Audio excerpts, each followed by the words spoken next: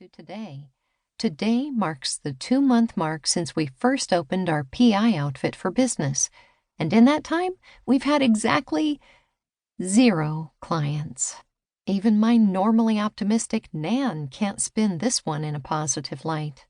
No one wants to hire us, and I'm not sure why. I'm well liked in town, and it's not like people know I can actually talk to animals. They think including my cat as a partner is just a gimmick, and I prefer it that way, honestly. But I'm starting to worry that we'll never bring any business in. At what point do we give up on our entrepreneurial enterprise? Octocat is pretty happy, sleeping in the sun most of the day, but I prefer to have more in my life. I even quit my former job as a paralegal to make sure I had enough time for all the investigative work I felt certain would fall into my lap the moment we opened for business. Yeah, I was more than a little wrong about that one. I need to figure out something, and fast, if I want to keep my operation afloat. But how can I trust my instincts when they were so wrong before? Here's hoping Octocat has a bright idea he'd be willing to share. It was Wednesday morning, and I'd spent the better part of the last 2 days handing out flyers to any person, business, or animal who would take one. Out of desperation, I'd even visited parking lots and shoved the brightly colored papers touting my credentials under the windshield wipers of each car in the lot. Still, not one person had called to share a case with me. Not one. Nan had left the house early to serve a volunteer shift picking up litter around town. We'd both agreed the animal shelter, while in need, wasn't the best place for her to share her generous heart, because we both knew she'd end up adopting almost every dog and cat in that place. Our house was already full enough, thank you very much.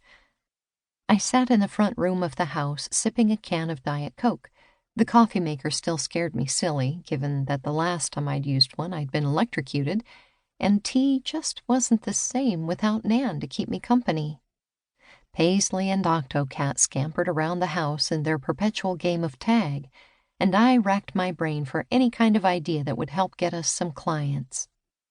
The electronic pet door buzzed, and both animals ran outside. I smiled and watched them zigzag through the yard. Mid-autumn had hit Maine, and now most of the fire-colored leaves had fallen from the trees. While I tried my best to keep up with the raking, it wasn't easy, given the fact that an enormous forest flanked my property on 2 sides. Leaves blew into our yard all the time, like right now. I sighed as a gust so strong I could practically see it swept through the trees and deposited at least 5 landscaping bags full of leaves on the front lawn. Leaves of every color carpeted the greenish-yellow grass.